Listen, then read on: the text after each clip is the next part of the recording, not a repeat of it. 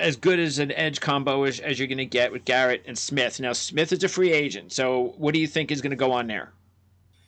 Well, Andrew Berry acquired him in a trade with the Vikings. He was still under contract, but again, they worked that with the idea that Smith wanted to be a free agent.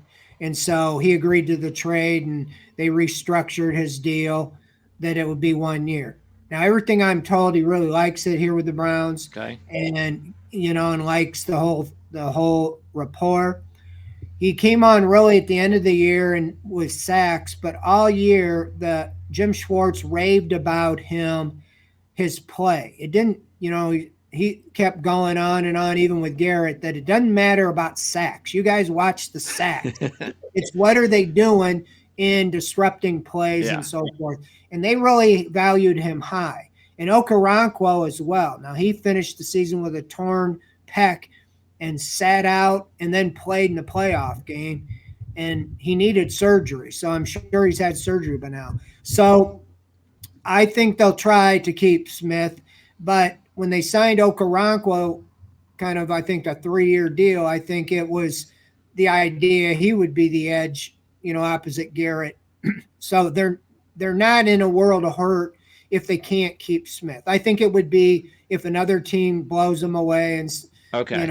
like Jadeveon Clowney is kind of a mercenary. He goes 1 year, and I think some of these guys do that as well. I don't know Smith.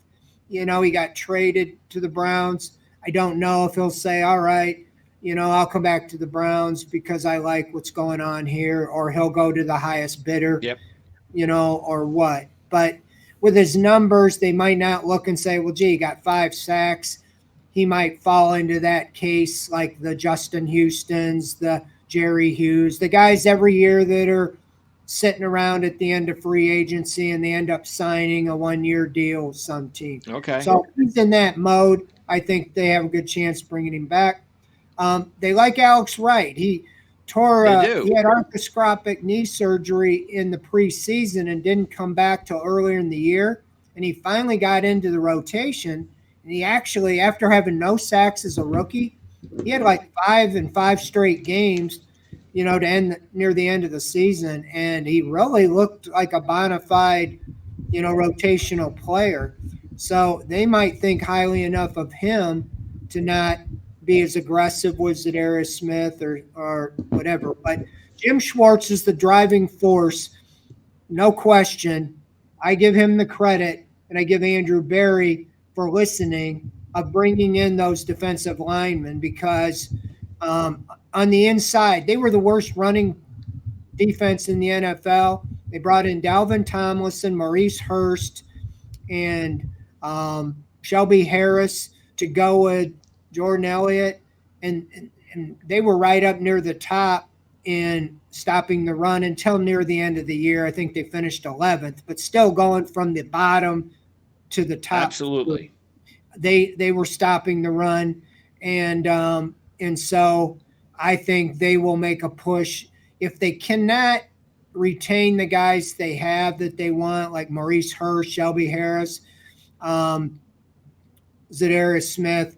They will definitely look for 1-year stop gaps with guys like that are on the market. But Hurst has already said he really wants to stay. So, again, it comes down to money and what other teams offer them. But most of those guys got those 1-year prove-it contracts. And so unless they showed something with the Browns that another team just said, we got to get this guy, I think all things being equal, they'd have a good chance to bring some of them back. But what's happened with, as you've seen, most of those defensive linemen and other positions, they get in their 30s and their 1-year contracts, and they kind of sit around. Some wait until an injury. Like the Browns brought in Shelby Harris after an injury in training camp, and he was one of their better defensive tackles. So I don't know what kind of game they'll play, if they'll just try to lock them up or just let them go and see what turns up.